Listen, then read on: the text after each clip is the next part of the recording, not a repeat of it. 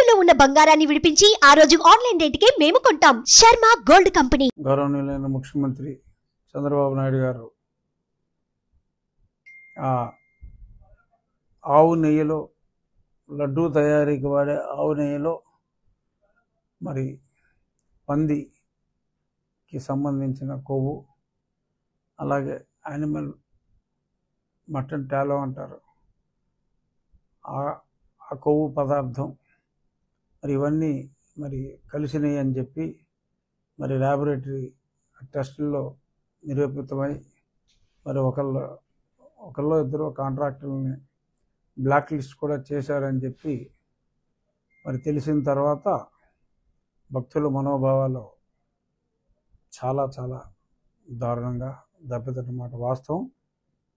నిన్న సాయంత్రం కూడా ఛానల్స్ అన్నీ కూడా ఎక్సెప్ట్ కొన్ని బ్లూ ఛానల్స్ తప్ప మరి మెజారిటీ ఛానల్స్ అన్నీ కూడా ఇదే విషయాన్ని టేకప్ చేసినాయి.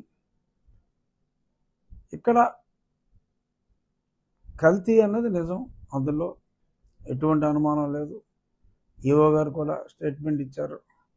350 రూపాయలకో 370కో నెయ్యి ఇచ్చేస్తానంటే నెయ్యి ఎవడిస్తాడు? ఆవు నెయ్య. మామూలుగా నెయ్యిలో కూడా మరి గేదె నెయ్యి కన్నా ఆవు నెయ్యి కాస్ట్లీ కదా. పాలు కొంచెం రిటైల్లో మారుతూ ఉంటుంది, బట్ హోల్సేల్లో టన్నుల లెక్కన కొన్నప్పుడు 500 రూపాయలకి అలా కొంటున్నారు. ఇది 320. మరి 320 కొన్నామని చెప్పి ఏదో రివర్స్ టెండర్లో అంత సేవ్ చేసాం ఇంత సేవ్ చేసామని చెప్పి మాట్లాడటం కోసం మరి అదైతే 100 రూపాయలు కూడా ఉండదు. అదంతా సబ్బుల తయారీలో వాడతారు ఈ పదార్థాన్ని, ఈ పర్టికులర్ కొవ్వు పదార్థాన్ని బాగా నొరగొస్తుందని చెప్పి కొంచెం కాస్ట్లీ సబ్బుల్లో ఈ లార్డ్ అనగా పంది కొవ్వు, మటన్ టాలో అంటే ఓకే, అది పశువుది కావచ్చు, అంటే మేక, గొర్రె, గొడ్డు, ఇటువంటి దాని కొవ్వు మటన్ టాలో అంటారు. మరి దాని సపోనిఫికేషన్ వాల్యూస్ అది సింపుల్ టెస్ట్. అది మరి ల్యాబొరేటరీకి 60-70 లక్షలు ఖర్చు అవుతుంది. మరి గత ప్రభుత్వాలు ఎప్పటి నుంచో మరి కొన్ని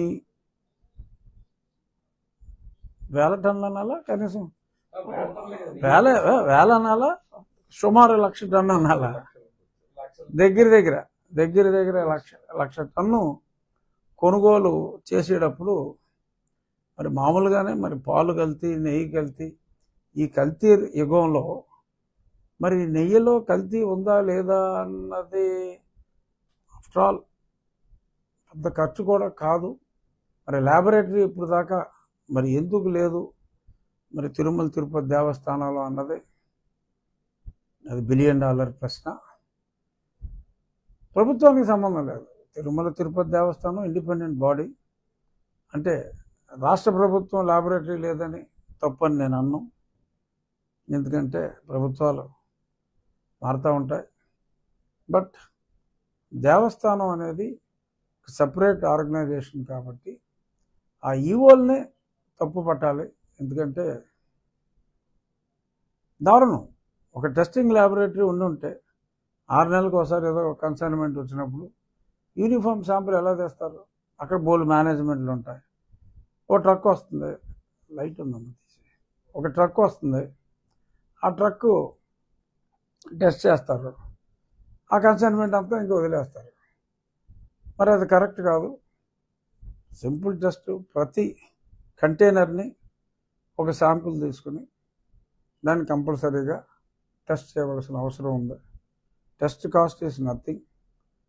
సుమారు 400 నుంచి 500 కోట్ల ఖరీదు చేస్తూ ఉంటే మరి అక్కడ ల్యాబొరేటరీ కూడా లేకపోవటం మరి చాలా దురదృష్టం.